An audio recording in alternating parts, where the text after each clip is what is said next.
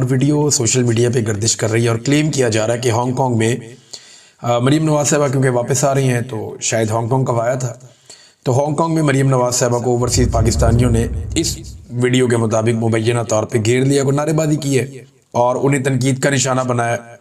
ये अच्छी बात तो नहीं है, लेकिन इनके साथ पूरी दुनिया में यही होता है। ये वहाँ चले जाएं यूरोप में, वहाँ पे ये होता है, बरतानिया चले जाएं तो वहाँ बाहर नहीं निकल सकते, इधर हांगकांग में, जापान में, हर जगह पे लोग ऐसा क्यों करते हैं।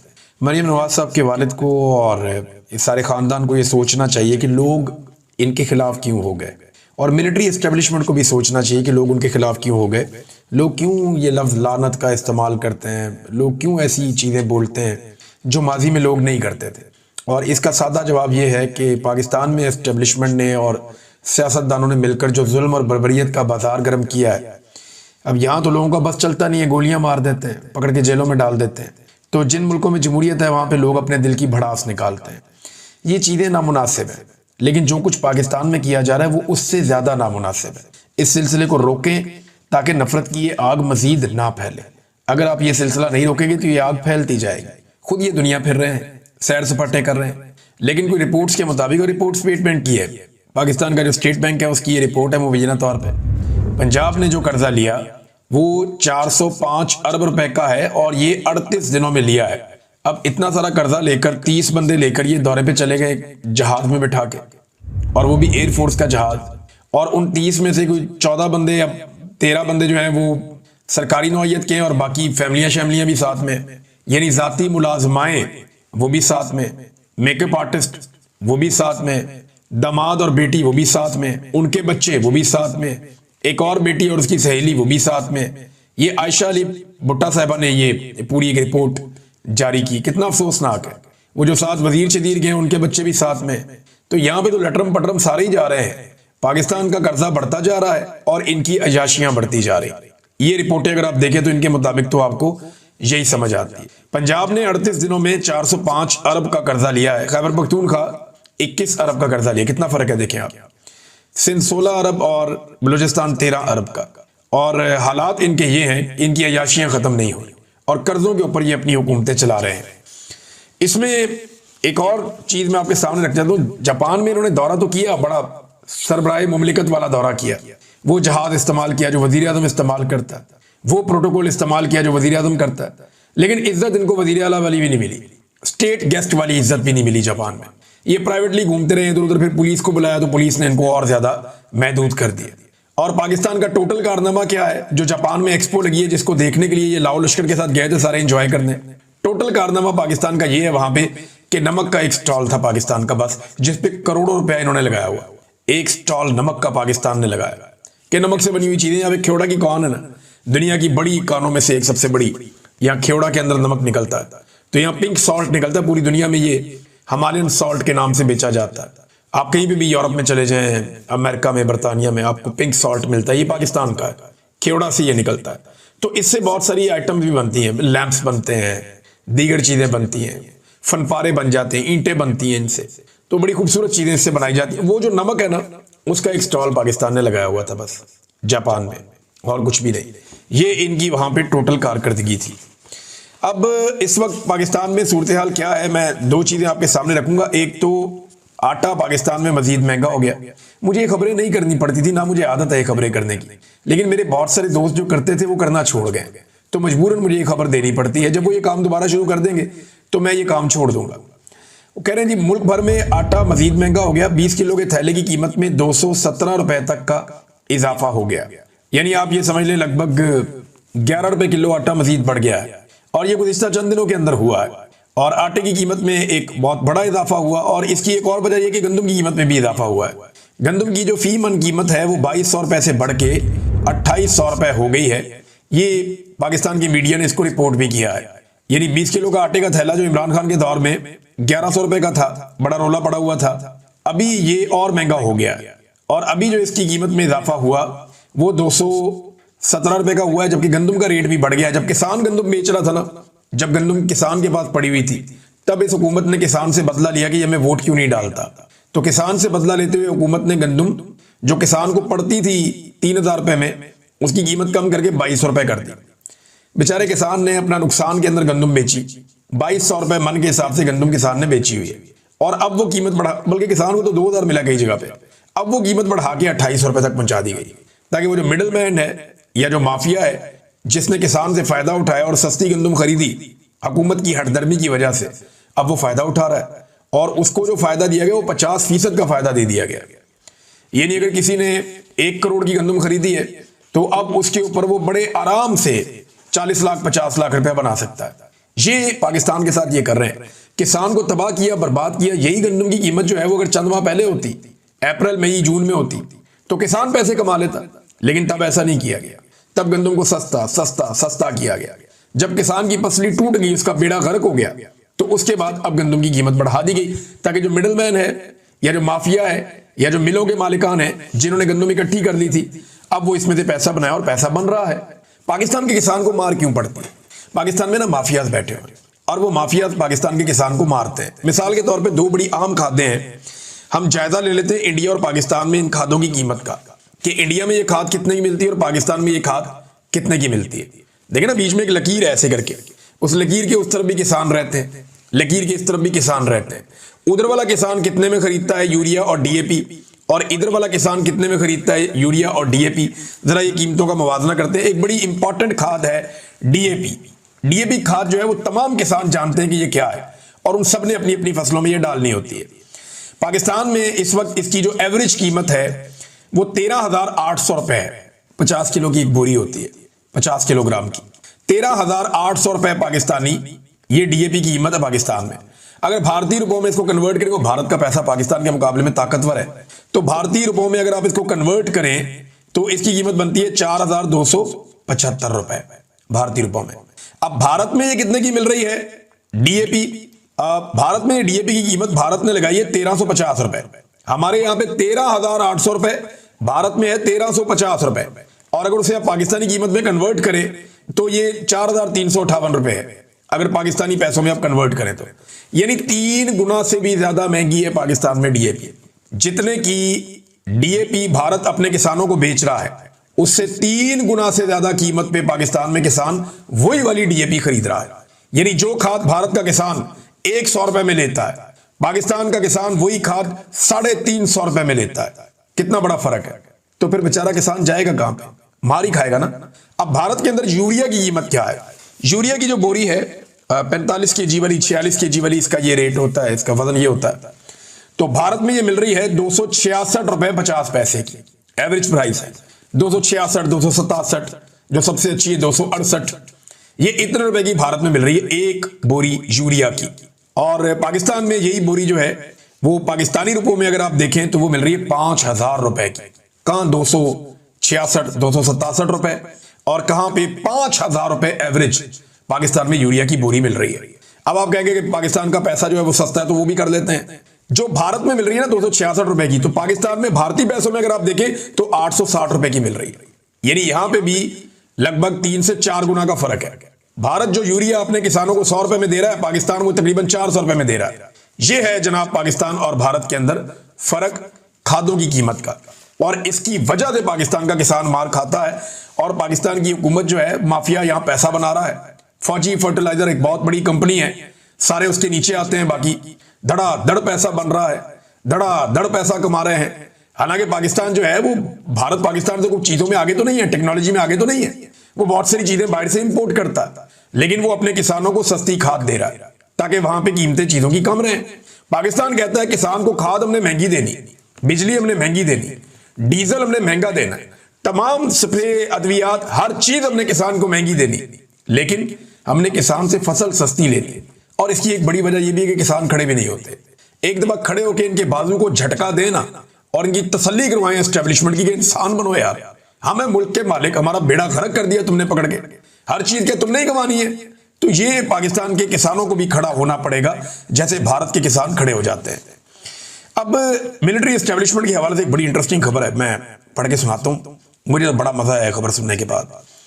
नादरीन, ये खबर है जनरल नदीम अंजुम के बारे में। और जनरल नदीम अंजुम जो है ये DGISI थे जब इमरान खान साहब की हुकूमत का खात्मा किया गया, फिर ये रिटायर हो गए। इनकी भी एक्सटेंशन की ख्वाहिश थी जो अधूरी रह गई, रिटायर हो गए DG साहब, और आजकल इनका कोई पता नहीं है किधर है। लेकिन इनके दौर में मुझे जबरी तौर पे लापता किया गया, अरशद शरीफ इनके दौर में शहीद हुए, इनके दौर में इमरान खान साहब को गोलियां लगी, इनके दौर में जो है वो पाकिस्तान तरीके इंसाफ का रजीम चेंज कर दिया गया। तो जनरल नदीम अंजुम साहब कोई बड़े मकबूल आदमी पाकिस्तान में नहीं। लेकिन मजे की बात यह है कि पीटीआई हो गई या जमहूरियत पसंद हो गए, वो इनको गालियां दें, बुरा भला कहें तो बात समझ आती है। अब कैप्टन सफदर इनके खिलाफ हो गए। कैप्टन सफदर कहते हैं जावेद चौधरी को इंटरव्यू देते हुए कि जनरल नदीम अंजुम अगर ना चाहते तो आपकी हुकूमत ना होती। ये उनसे सवाल किया गया चौधरी साहब की तरफ कि जनरल नदीम अंजुम अगर ना चाहते तो आपकी हुकूमत ना होती, आपको बड़ा सपोर्ट किया, वो आपके मोहसिन है, ये जावेद चौधरी साहब ने कहा। तो कैप्टन सफदर कहते हैं कि नदीम अंजुम सपोर्ट करते तो 2/3 अक्सरियत आ जाती। मैं नहीं समझता कि नदीम अंजुम इतना कॉम्पिटेंट जर्नल था कि वो इतने बड़े मुल्क का मुस्तकबिल अपने हाथों में लेकर कामयाबी से हिमकनार करता। यानी ये इलेक्शन जो 2024 का हुआ तब भी Nadeem Anjum was the DGISI, पूरा इलेक्शन चोरी हुआ। तो अब भी नून लीग उनको भी गालियां दे रही है। जनरल बाजवा को तो ये गालियां दे ही रहे थे, अब ये जनरल नदीम अंजुम को गालियां दे रहे हैं। जो मौजूदा DGISI और फील्ड मार्शल है ये भी खातिर जमा रखे, जैसे इनके इक़्तिदार का सूरज ग्रूब होगा इनको भी गालियां पड़ेंगी और यही जमातें देंगी, क्योंकि इनको हाजिर ड्यूटी माई बाप चाहिए। हाजिर ड्यूटी माई बाप, यानी जो इस वक्त ओहदे पे बैठा हुआ है उसको ये माई बाप बनाते हैं। जनरल नदीम अंजुम के बारे में ये चू नहीं कर सकता था कैप्टन सफदर और बाकी लोग, लेकिन जैसे ही जनरल नदीम अंजुम गया अब उसको भी गालियां दे, जनरल बाजुआ को भी गालियां दे। ये जो अभी जर्नैल मौजूद है ना, इनको एक मशवरा है, या तो ये सारी जिंदगी रिटायर ना हो, बंदोबस्त कर दे कि हमने रिटायर होना ही नहीं, या फिर ये अपने आप को इस बात के लिए तैयार रखें कि यही सियासी जमातें जो बातें ये आजकल तन्हाई में उनसे कर लेते हैं ना, ये कल को उन्होंने सस्ते दामों सौदा कर देना है और ये सारी चीजें पब्लिक के सामने रखेंगे, फिर बड़ा मजा आएगा। और हमेशा ये ऐसा ही करते रहे हैं तो मोटी खोपड़ी है ना, बात समझ नहीं आती। तो अच्छी बात है, इसी तरह चीजें जो है वो एक्सपोज होती हैं। नाज़रीन, इसहाक डार साहब ने दौरा किया बांग्लादेश का और उन्होंने कहा जी दिल साफ करना चाहिए। 1974 में भी बातचीत हो गई थी, 2004 में मुशर्रफ साहब ने भी अफसोस का इजहार किया था, लेकिन बांग्लादेश ने इसके मुकाबले में कोई मुतालबात कर दिए। बांग्लादेश ने 3 बड़े मुतालबात रख दिए पाकिस्तान के सामने इसहाक डार के दौरे के बाद।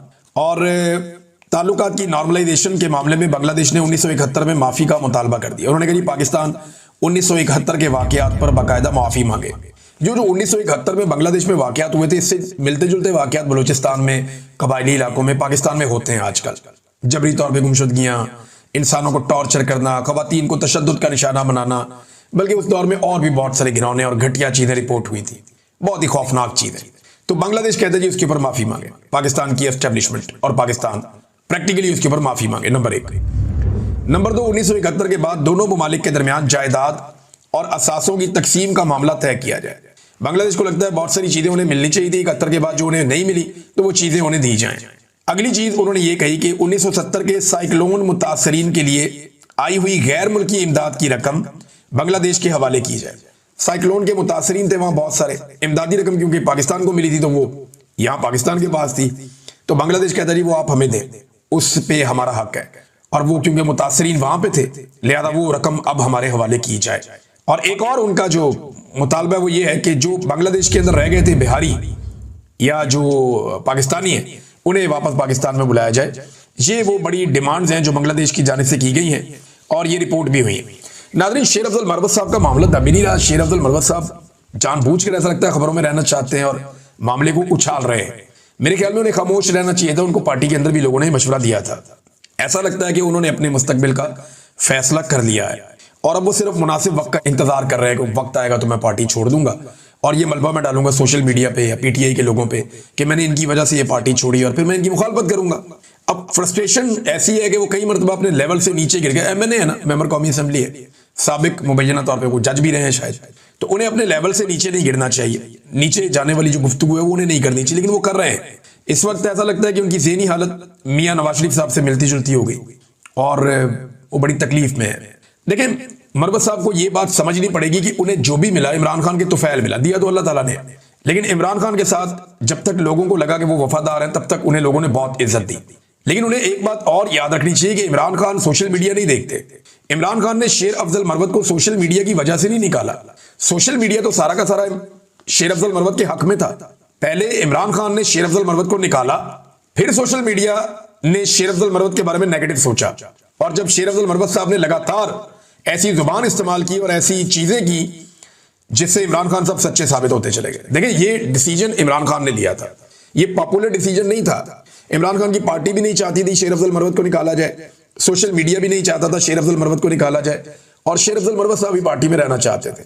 लेकिन इमरान खान वो पहले आदमी है जिसने ये फैसला किया कि शेर अफजल मरवत को पार्टी से निकाल दो। इमरान खान साहब ने शेर अफजल मरवत से मुलाकातें बंद कर दी और शेर अफजल मरवत साहब को पार्टी से निकाल दिया। उस वक्त तो सोशल मीडिया शेर अफजल मरवत के साथ था, लेकिन फिर हमने देखा, देखते ही देखते शेर अफजल मरवत साहब ने बहुत सारे ऐसे काम किए कि इमरान खान साहब का फैसला पाकिस्तान तहरीक इंसाफ के सोशल मीडिया को और जो आम सोशल मीडिया पाकिस्तान का, चाहे वो ओवरसीज है चाहे पाकिस्तान में है, उन सबको लगना शुरू हो गया कि इमरान खान ने वो देख लिया था जो हमने नहीं देखा, और फिर वो भी शेर अफजल मरवत पर तनकीद करना शुरू हो गए। और मरवत साहब ने इमरान खान साहब को वक्त के साथ साथ बदकिस्मती से दुरुस्त साबित किया है। अभी उन्होंने एक दावा कर दिया दोबारा से, मरवत साहब ने, उन्होंने कहा जी कि ये जो इमरान खान साहब के अकाउंट है, इनसे जो कमाई होती है इसका हिसाब किताब नहीं देते जो सोशल मीडिया को हैंडल करने वाले लोग हैं, जिसमें वो जबरान इलियास साहब है, अजहर मशवानी साहब हैं या बाकी लोग हैं, कि जनाब इमरान खान साहब का जो सोशल मीडिया है उसके जरिए से जो कमाई आती है, ट्विटर से, यूट्यूब से, इधर उधर से, फेसबुक भी है, बाकी अकाउंट्स भी हैं, तो ये जो कमाई आती है इस कमाई का कोई हिसाब किताब नहीं लिया जाता। ये उन्होंने एक दावा कर दिया। अब इस पे जो है वो अजहर मशवानी साहब ने इसका जवाब दिया है, और वो ये कहते हैं कि मैं ये बात क्लियर करना चाहता हूं कि इमरान खान या तहरीक इंसाफ का सोशल मीडिया का कोई अकाउंट या प्लेटफॉर्म मोनेटाइज्ड नहीं है। मोनेटाइज ये होता है कि उसमें पैसे नहीं आ सकते, उस पर इश्तेहारात नहीं चल सकते। लिहाजा इमरान खान या तहरीक इंसाफ के सोशल मीडिया का कोई भी अकाउंट मोनेटाइज नहीं है। इन अकाउंट का मकसद इमरान खान का पैगाम फैलाना है, ना कि पैसे कमाना। फिर अजहर मशवानी साहब कहते हैं कि मैंने शेर अफजल नामी शख्स को जवाब ना देने की पॉलिसी अपना रखी है, और 8 फरवरी के इलेक्शन से पहले से लेकर अब तक, लेकिन आज जवाब इसलिए दे रहा हूं क्योंकि इसने इमरान खान के सोशल मीडिया अकाउंट्स के हवाले से झूठ बोला है। शौकत बसरा साहब ने भी एक शेर अफजल मरवत साहब को चैलेंज कर दिया।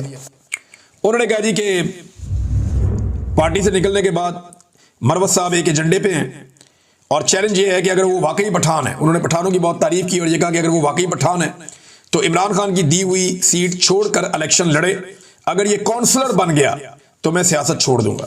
तो ये बहुत बड़ा चैलेंज है शौकत बसरा साहब का, लेकिन मुझे नहीं लगता कि शेर अफजल मरवत साहब ये चैलेंज कबूल करेंगे, ना उन्हें करना चाहिए, क्योंकि वो अच्छी तरह जानते हैं कि इस वक्त सिचुएशन क्या है खैबर पख्तूनख्वा में। इमरान खान को छोड़ के इलेक्शन लड़ना तो ये बड़ा खौफनाक काम हो जाएगा, ये तजर्बा उन्हें नहीं करना चाहिए। एक और नाजरीन खबर है, और वो खबर वजारत मवासलात के हवाले से। इमरान खान के दौर में ये वजारत मुराद सईद के पास थी। ये वो वाहिद वजारत है जिसमें 1 टके की करप्शन नहीं निकाल सका।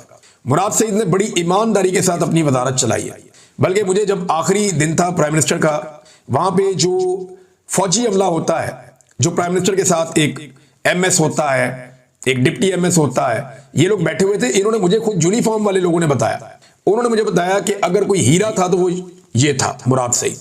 मैंने कहा जी कैसे? मैं और अरशद शरीफ दोनों वहां पे थे, शायद 1-2 और लोग भी थे, कोई गवाही दे देगा शायद। तो उन्होंने कहा जी कि ये वो आदमी है जिसने अपनी वजारत में से पानी की एक बोतल भी नहीं पी, और इसने करप्शन को बिल्कुल अपने आसपास हर जगह पे जीरो किया, मुराद सईद। तो बहरहाल मुराद सईद के बाद फजल रहमान साहब का बेटा आया उस वजारत में, और अब उस वजारत में एक इंक्वायरी हो रही कि PDM के दौरे हुकूमत के दौरान वजारत मवासलात में अरबों रुपए के घपलों का इंकशाफ हो गया। ये PDM का दौरे हुकूमत शुरू कब हुआ? ये अप्रैल 2022 में इमरान खान साहब की हुकूमत खत्म होने के बाद मुराद सईद की जगह पे मौलाना फजल रहमान साहब के बेटे को लाकर उस सीट पे बिठाया गया। अब एस्टेब्लिशमेंट डिवीजन ने बताया कि जनाब यहाँ पे भर्तियां की गई हैं बड़ी गैर कानूनी तरीके से, और ये जो भर्तियां की गई हैं इसका सिलसिला शुरू हुआ और अगस्त 2023 तक जारी रहा, जब तक ये लोग हुक्मरान रहे। तो इन्होंने दबा के भर्तियां की हैं, और 4 मुख्तलिफ किस्म की शिकायत हैं जिनमें अरबों रुपए की बेज़ाब्तियां और घपले किए गए हैं वजारत मवासलात में। और ये फजल रहमान साहब का बेटा मौलाना असद, मेरे ख्याल में फजल रहमान साहब को दबाने के काम आएगा ये केस। अगर ये इंक्वायरी आगे हुई भी तो फजल रहमान साहब या उनकी फैमिली के ऊपर करप्शन का कोई केस तब तक नहीं चल सकता जब तक कि उनके एस्टेब्लिशमेंट के साथ ताल्लुका ठीक है। तो एस्टेब्लिशमेंट को करप्शन से कोई सरोकार नहीं है, वो इन केसेस को सिर्फ अपने फायदे के लिए इस्तेमाल करते हैं कि वक्त आने पर ये सनद रहे और बवक्त जरूरत काम आए। फजल रहमान साहब जैसे आदमी को हाथ में रखना एस्टेब्लिशमेंट के लिए बहुत